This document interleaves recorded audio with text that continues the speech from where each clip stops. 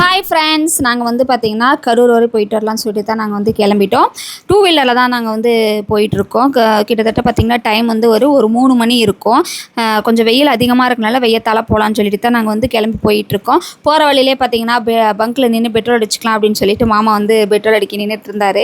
அவர் வந்து அந்த hair style வைக்கிறத பார்த்து நான் கொஞ்சம் கிண்டல் பண்ணிகிட்டு இருந்தேன். அதுக்கப்புறம் வந்துட்டு நாங்கள் வந்து பைபாஸ் வந்து ஏறிட்டோம். எதுக்காக போகிறோன்னு பார்த்திங்கன்னா வந்து அப்பச்சியை பார்த்து 2-3 மாதம் ஆயிடுச்சுங்களா. அவங்க ஃபோன் பண்ணி வர சொல்லி அழுதுகிட்டே இருக்காரு. வாங்க ஐயா வரல, வந்து பார்த்துட்டு போங்க, வந்து பார்த்துட்டு போங்கன்ட்டு. சரி ஓகே நம்ம போகலாம் அப்படின்னு சொல்லி தான் நாங்கள் வந்து கிளம்பி போயிட்டுருக்கோம். போகிற வழியிலே பார்த்திங்கன்னா நிறைய அழகழகான வியூலாம் நிறையாவே இருக்கும். ஏன்னா காரில் போகிறப்போ உட்காந்து அதை பார்த்துக்கிட்டு ரசிக்க முடியாது. டூ வீலருங்கிறப்போ நல்லாவே பார்த்துட்டு போகலாம் இல்லைங்களா.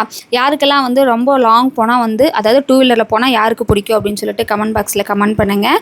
ஒரு வழியாக பார்த்திங்கன்னா அம்மாச்சி வீட்டுக்கு வந்து வந்துட்டோம். வந்ததுக்கப்புறம் பார்த்திங்கன்னா அவிச்சி வந்து ஒரே அழுகாச்சி, வரல நீங்கள் பார்க்கல அப்படின்னு சொல்லிட்டு.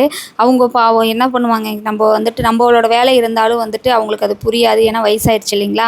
அப்புறம் சொல்லிவிட்டு தம்பியெல்லாம் காலேஜ் சாத்தணும், ஸ்கூல் போகணும், எல்லாம் இருக்குல்ல அப்ச்சி, எல்லா நாளும் வந்துட்டு இருக்க முடியுமா, எப்போயாவது ஒரு காலைக்கு வரோம் அப்படின்னு சொல்லி முதல்லலாம் அடிக்கடி போகிறனால இப்போ வந்து போகாதனால வந்து அவருக்கு வந்து ஒரு ஃபீலிங் ஆயிடுச்சு.